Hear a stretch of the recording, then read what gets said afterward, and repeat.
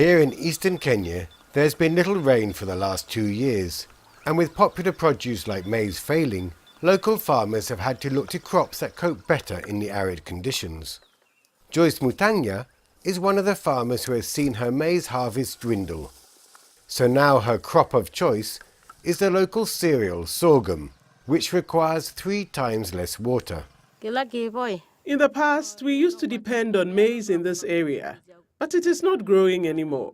So we are planting sorghum instead. We are looking to increase our production.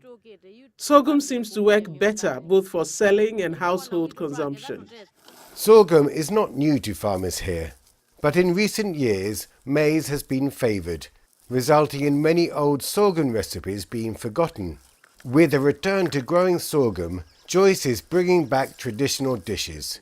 Today she is visited by Kenya's celebrity chef Ali Artiste, who wants to learn more about cooking with this little used ingredient. Joyce will teach the chef a sorghum recipe called Muviko. But first, she shows him their only source of water. When you look at how the drought is actually affecting people here, is that, it's really dry, that getting water is also a problem. We went to see that, and it's really incredible, how they get the water. They have to go deeper and deeper. The second ingredient of today's recipe is green grams or mung beans, another drought-tolerant crop that Joyce also grows in her field. Through a government project funded by the International Fund for Agricultural Development, or IFAD, farmers received high-yielding, high-quality varieties of sorghum and mung beans and are learning how to cook with them. Farmers are also being trained water-saving practices, as Senior Project Coordinator Esther Magambo explains.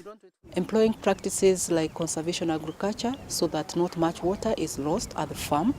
We walk the farmer through a journey where the farmer gets the most appropriate seed, the best fertilizer for the farm, and also ensure the farmer has been given skills so that all the agronomic practices are done in such a way that they get the maximum yields possible.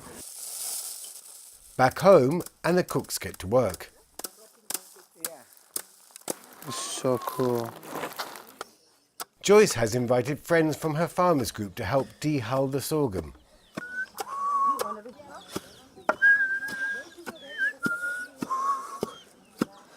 It's amazing that, when we speak of sorghum, we don't really consume sorghum, only a few very unique dishes. As a chef, I would say it's easier to cook. It cooks really fast, it's tastier, and it's more healthier than maize because it contains more minerals than maize itself. She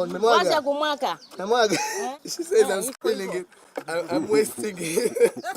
With millions of Kenyans facing possibly the worst drought since 2011, rediscovering these highly nutritious ingredients means farmers like Joyce can feed their families and even have enough to sell.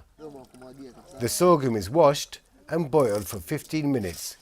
Then the mung beans are added in. So that's going to go in for the next 25 minutes. It's always good for me to come to such a place, to see such a situation, because I love to learn more from farm to plate. And we could do a lot with sorghum. So yes, I think I can create a lot of recipes with sorghum. So this has changed my thinking in terms of sorghum recipes. Beautiful, beautiful flavor.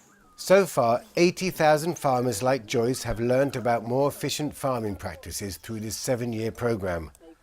No one knows what the future holds, but for now at least, yields are increasing, nutrition is improving, and forgotten recipes like Muviko are being enjoyed again.